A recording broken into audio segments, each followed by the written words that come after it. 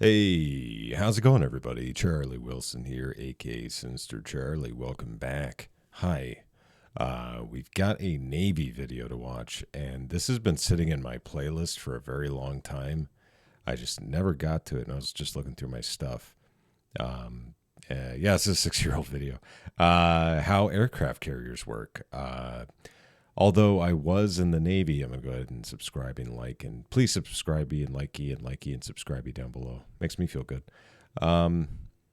So I was in the Navy, but I was in the Seabees. And Seabees generally don't go on ships. I've known one guy in the Seabees who went on a ship. And that's because he was in Operation Gold Cobra or Cobra Gold, I think it's what it is. It's when like the South, like it's Thailand and all these Southeast Asian countries get together and do military exercises. That's the only time I've ever heard of a CB going on a ship. You'll see other rates too, like corpsmen. Some corpsmen will never go on a ship. Some master at arms, stuff like that. I've never been on an aircraft carrier. I've moored an aircraft carrier. The Eisenhower came through Greece when I was there, and we moored it. That was something. But no, never step foot on a ship. So if you're looking to go into the Navy, look into the Seabees if you don't want to go on a ship. So let's check this out. It'd be cool to have sound. That'd be really cool. Hey, you know what would be really cool, Charlie? And this is just me kind of buying time so I don't have to start over or edit anything out. You might want to plug in your headphones. That might work, Charlie. Good job. % off by being one of the first 200 to sign up at brilliance.org/Wendover. Very smart.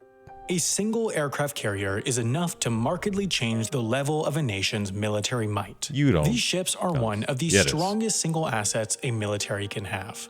In general, under international law, aircraft carriers can legally position themselves up to 14 miles or 22 kilometers from any country's coast. Clearly, the strategic influence of being able to place a military airbase just miles from any coast in the world is enormous, especially given that 80% of the world's population lives within 60 miles or 100 kilometers from the ocean. Indeed. While plenty of military vessels are capable of launching helicopters, there are just 19 aircraft carriers worldwide currently in service capable of launching fixed-wing airplanes. China, Thailand, India, Russia, and France each have one. Italy has 2, and the U.S. Thailand is it's a weird one. It's a very big outlier. That doesn't make any sense to me. Has the 11 largest in the world. Indeed. These largest carriers require over 6,000 people to operate and often stay deployed for up to a year. They are fully fledged cities at sea. The most advanced aircraft carriers like the French Navy's Charles de Gaulle are capable of launching an aircraft every 30 seconds. That means that, for a brief period, when launching aircraft at its maximum rate, the aircraft carrier Charles de Gaulle becomes busier than Charles de Gaulle Airport in Paris. To be able to achieve such a capability on a moving ship is no easy feat. While the operation of these vessels gives militaries enormous strategic advantage, they also represent one of their greatest operational challenges. An aircraft carrier's offensive weapon is its aircraft. On board, carriers tend to only have a small number of defensive weapons such as surface-to-air missiles and machine guns. But of course, just like any powerful military asset, these carriers are big targets. It is for this reason that carriers never travel alone while on deployment. While the exact composition can change depending on the mission, the carrier strike groups American carriers travel with are typically made up of a guided missile cruiser equipped with Tomahawk missiles, 2 guided missile destroyers, an attack submarine, and a supply ship. An aircraft carrier is the flagship of this strike group, meaning that, in its command area, it not only has a bridge and an air traffic control center, it also has a flag bridge. Look at how happy they are. Look at how happy everybody is just to be there. Dude, I would not want to be on one of those big ships. I knew a couple of guys who were on smaller ships, and I guess those are a lot more, like, not fun, but I mean, it's like a smaller command or a detachment or deployment. Smaller deployments are a lot more fun than the bigger ones because it's a lot more people to look out for, and a lot more people get in trouble, and it's a lot of hand holding, a lot of babysitting. You want to go on those smaller detachments. The entire strike group. Each of the group's ships serves some combination of offensive and defensive roles. The only exception is the supply ship.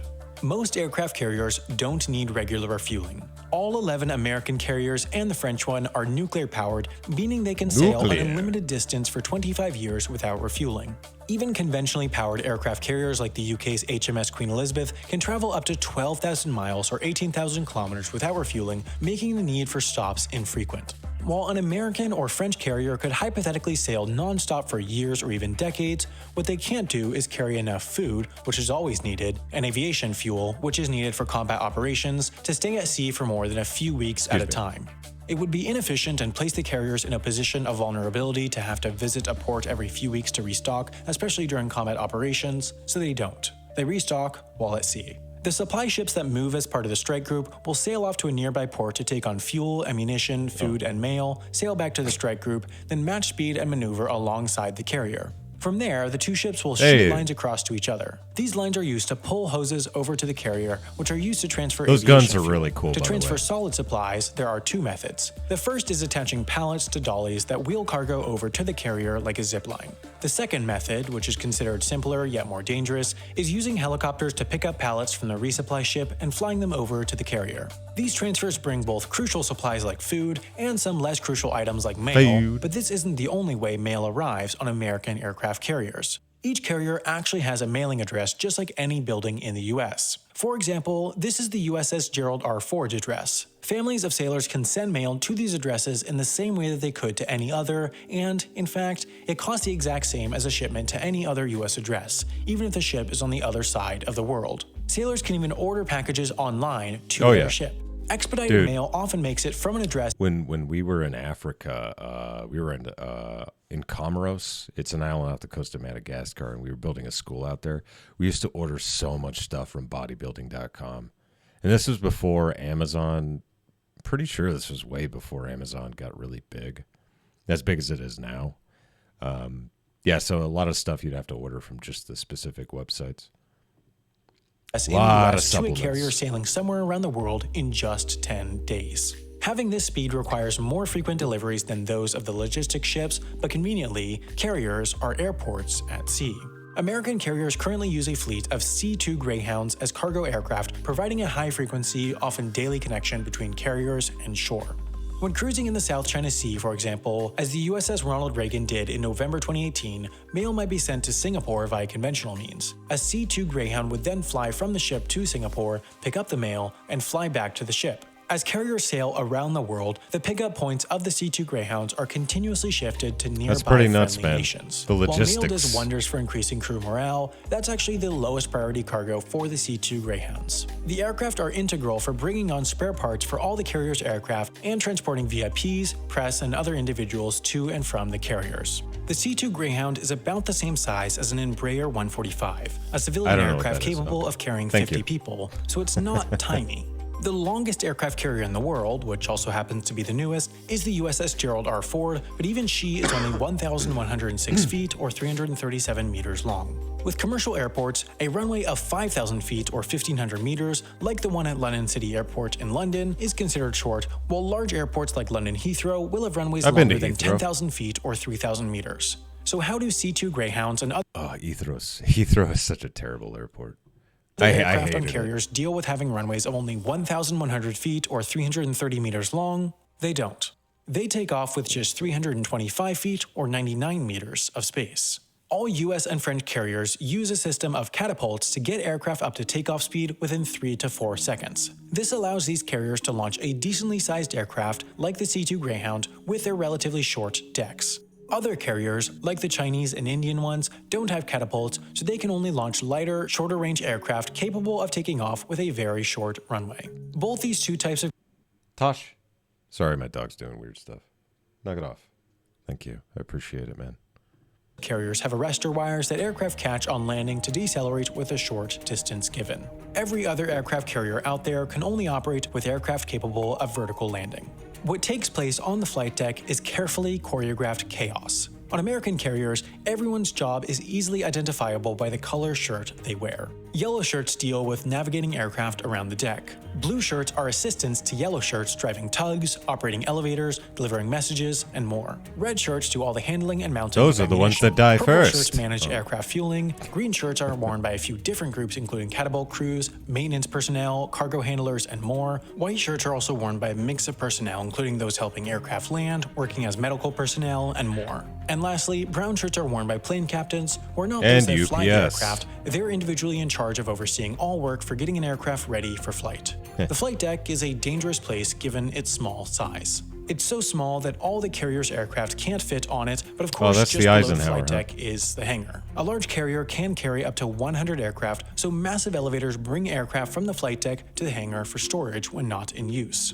About 6,000 people work and live aboard each American carrier. 3,200 of them have jobs related to running the ship itself. That includes everything from working in the engine room, maintaining the nuclear reactor, cleaning the decks, to actually working up in the bridge commanding the ship. Many of these jobs are below deck, and since all the above deck space is used for flight operations, many on board can go weeks without seeing sunlight. 2,500 other personnel are part of the carrier's air wing. If this was an airbase on land, these would be everyone working there, including air traffic controllers, aircraft mechanics, fuelers, pilots, and more. The few hundred remaining personnel work assorted other jobs. In terms of personal space, it's not good. Personnel, the vast majority of those on board only get a single bunk in a... That looks awful. We didn't have anything like that when I was in the Navy, but, well, because, you know, I was never on a ship. But, yeah, I hope you like your coffin. Ugh, it's horrible. Room with sometimes more than 100 others. Higher ranked individuals, though, of course have more spacious accommodations. As long-term homes for thousands of people, these ships also have a few small luxuries like stores, gyms, barbershops, lounges, and more, but space is at a premium when 6,000 people are packed into one floating hall, and the mission is paramount. Since their heyday in World War II, some have started to question the place aircraft carriers have in modern warfare. Every operating country aside from the US tend to, at any given moment, have their ships either in combat, in training, or at home. The US tends to use its carriers for a fourth function: power projection. Yeah. At any given moment, there is almost certainly an American carrier cruising somewhere in the world. In fact, January 2017 was the first time since World War II that there was not an American aircraft carrier on deployment. Even if there wasn't an aircraft carrier on deployment, they're fast. They have a top speed of 35 miles or 56 kilometers per hour, meaning that a Norfolk, Virginia-based carrier could get to the Middle East in just a week. In the Pacific, the US has an even greater advantage since it has the USS Ronald Reagan based in Yokosuka, Japan, from where it could reach the shores of North Korea for example. I thought it was pronounced Yokosuka, but I'm pretty sure that's Yokosuka, right? I would have stayed in. That was like a really big moment for me. Like my last deployment in Africa, I made a bunch of money just off of per diem and housing allowance and all this other stuff, and I just made E5. So I was making a lot of money, and there was a billet for, I was in E5, and there was a billet for Yokosuka, and I was like, I want to go there so bad. But I got out. Example, in just 29 hours. American carriers spend plenty of time just cruising around the world's oceans, reminding other countries of the US's military power. For example, the USS Ronald Reagan returned from a 4-month deployment from August to December 2018, during which it saw zero combat. It spent much of the time cruising around the South China Sea, an area in which China is attempting to assert military control, much to the US's displeasure. Elsewhere in Asia, American carriers also regularly make visits to the Korean Peninsula to remind North Korea of their presence. This reached a peak in November 2017 as tensions with North Korea reached a peak when 3 American carriers loomed near Korean shores. With their enormous power, though, aircraft carriers represent an enormous target, especially in the era of stealthy drones and precise missiles. The sinking of a single US aircraft carrier could result in more American military deaths than the entire Iraq War, in addition to the loss of tens of billions of dollars in military assets. While no aircraft carrier of any nation has been sunk since World War II, it's potentially more possible than one would think. US carriers regularly participate in war games where combat conditions are simulated with allies. There have been 2 concerning incidents in 2005 and 2015 where Swedish and French submarines, respectively, have won the games against US carriers. What this means is that the 2 country submarines approached close enough to the carriers where they could have, if they were an enemy in real combat, launch torpedoes and potentially sink the carriers. This, in essence, proves that aircraft carriers, with all their defense, are not as unsinkable as some may say. Meanwhile, the US has already received the first of 10 in a new class of carriers, while China, India, and the UK each have carriers under construction, so, despite their possible obsolescence, we can be sure that the aircraft carrier won't be leaving the world's oceans anytime soon. That's pretty cool. I have a logic question for you. No, you don't. Suppose there are two doors, and the first has a sign on it door saying, number 3. if this door is safe, the other door is... I don't know. It's ad, probably. It's just... yeah, so there you go. Aircraft carriers. Aren't they great? Isn't that great that we have so many? Probably is. Anyway, there you go. I wouldn't want to be on one, and I'm glad I never was. I'm going to be honest with you. It's got to be rough. Anyway, thanks for watching. I really appreciate it. Please like and subscribe down below. Makes me feel real good inside. Helps out the channel. And if you have any recommendations for any kind of videos that you would like me to take a look at, put that in the comments, and I will get to them eventually. Most of these videos that I watch are from suggestions and recommendations. So, yeah, I appreciate all those. And thank you very much for watching, and bye.